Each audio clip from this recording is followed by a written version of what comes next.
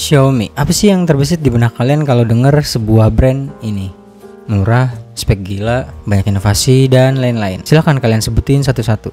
Gue masih inget banget dulu awal-awal Xiaomi masuk di Indonesia dengan varian-varian Redmi-nya. Harganya cenderung gak masuk akal dengan spek yang ditawarkan. Mereka membuat berbagai piranti digital dan semua terkenal dengan harganya yang terjangkau.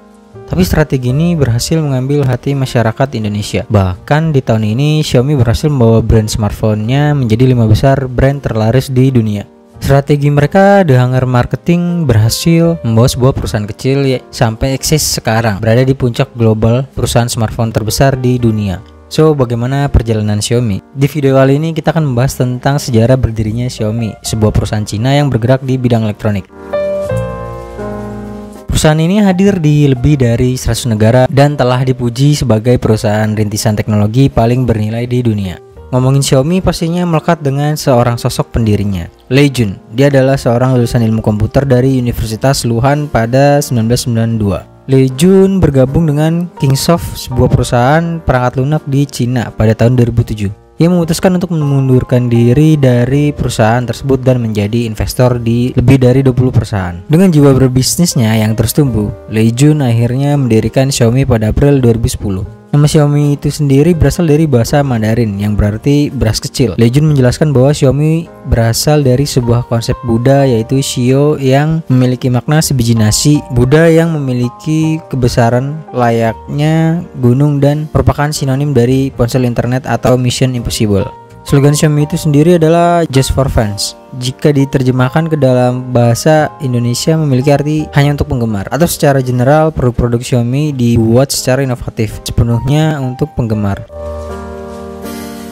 Lei Jun tidak sendiri dalam membangun Xiaomi. Ia mengajak 6 teman-temannya, yaitu Lin Bing, Wakil Presiden Institut Teknik Google Cina, Dr. Zhou Guanping, Direktur Senior Pusat R&D Motorola Beijing, Liu De, Kepala Departemen Desain Industri di Universitas Sains dan Teknologi Beijing, Lei Wangqiang, Manajer Umum Kingsoft Dictionary Hong Kong, Kat, Manajer Pengembangan, dan Hong Feng, Manajer Produksi Google Cina. Xiaomi berhasil merilis ponsel Android pertama berbasis iOS MIUI pada 16 Agustus 2010. Sejak mengeluarkan ponsel pertamanya, Xiaomi tersebut melakukan inovasi perbaikan pada setiap seri ponsel pintar yang diluncurkan pada tahun 2011. Xiaomi Mi One yang dilengkapi oleh OS MIUI yang mirip OS gabungan Samsung dan iOS Apple berhasil mendapatkan hati masyarakat.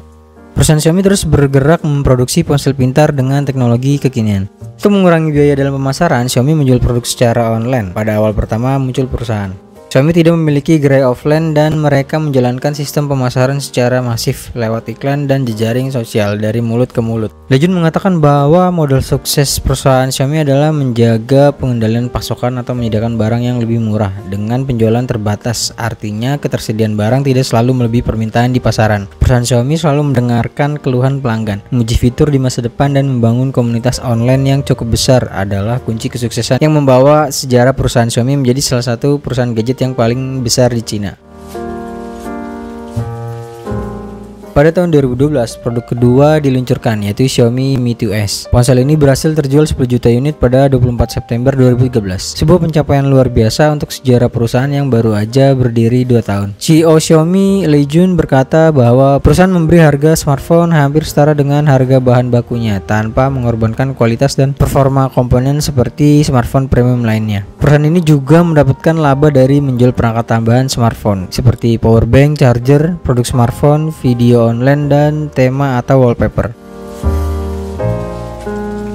Xiaomi telah tumbuh dan berkembang hingga saat ini. Perusahaan dilaporkan telah memiliki sekitar 22.074 karyawan di seluruh dunia dan telah membuka beberapa cabang di hampir 40 negara. Salah satu yang terbesar berada di Indonesia. Pada Februari 2017, Xiaomi mengumumkan telah bermitra dengan PT SAT Nusa Persada dengan membuka pabrik perakitan Xiaomi di Batam. Hingga saat ini, Xiaomi telah berhasil menggeser kedudukan Huawei sebagai pabrikan smartphone terlaris ketiga di dunia sementara. Samsung dan Apple masih menjadi penguasa smartphone di global. Branding Xiaomi memang berbeda dengan Apple dan Samsung. Selain mereka mengarah ke kelas menengah bawah, fansbase Xiaomi di berbagai dunia, khususnya Indonesia, juga sangat besar.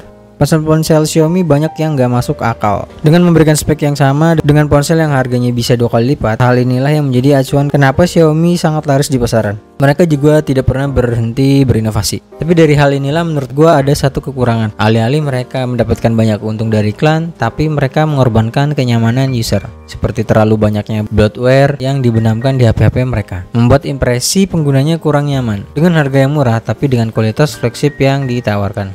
Makanya muncul hashtag mending Xiaomi di setiap kali para reviewer mereview produk brand lain.